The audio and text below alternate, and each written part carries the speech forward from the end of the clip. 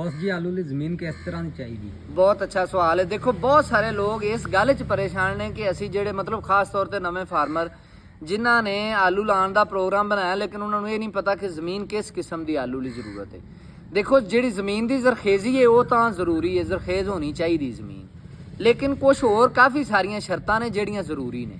ਯਾਨੀ ਤੁਹਾਡੀ ਜ਼ਮੀਨ ਦੇ ਵਿੱਚ ਪਾਣੀ ਪੀਣ ਦੀ ਸਲਾਹੀਅਤ ਹੋਣੀ ਚਾਹੀਦੀ। ਯਾਨੀ ਤੁਸੀਂ ਹੁਣ ਪਾਣੀ ਲਾਇਆ ਤਾਂ ਉਹ ਨਾ ਹੋਵੇ 3-3 ਦਿਨ ਪਾਣੀ ਖੜਾ ਰਵੇ, ਇਹ ਕਹਿ ਲਓ ਸਭ ਤੋਂ ਪਹਿਲੀ ਸ਼ਰਤ ਹੈ।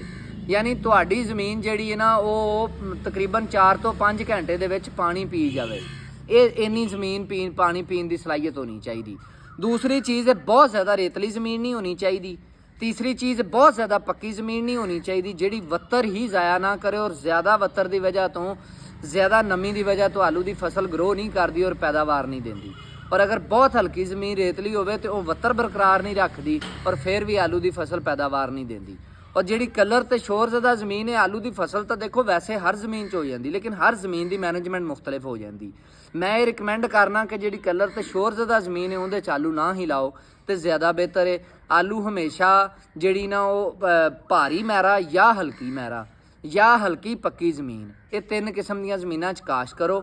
ਔਰ ਇਸ ਜਗ੍ਹਾ ਦੇ ਉੱਤੇ ਤੁਹਾਡਾ ਜਿਹੜਾ ਪਾਣੀ ਹੈ ਉਹ ਵੀ ਤੁਹਾਡਾ ਨਾਰਮਲ ਹੋਣਾ ਚਾਹੀਦਾ, ਜਿਹਨੂੰ ਆਮ ਜ਼ਬਾਨ 'ਚ ਅਸੀਂ ਮਿੱਠਾ ਕਹਿ ਦਿੰਦੇ ਹਾਂ। ਯਾਨੀ ਨਮਕੀਆਤ ਵਾਲਾ ਪਾਣੀ ਨਹੀਂ ਹੋਣਾ ਚਾਹੀਦਾ, ਉਹਦੀ pH ਨਾਰਮਲ ਹੋਣੀ ਚਾਹੀਦੀ। ਨਮਕੀਆਤ ਵਾਲੇ pH, ਉਹਦੀ ਪਾਣੀ ਦੀ pH ਜ਼ਿਆਦਾ ਹੁੰਦੀ ਹੈ।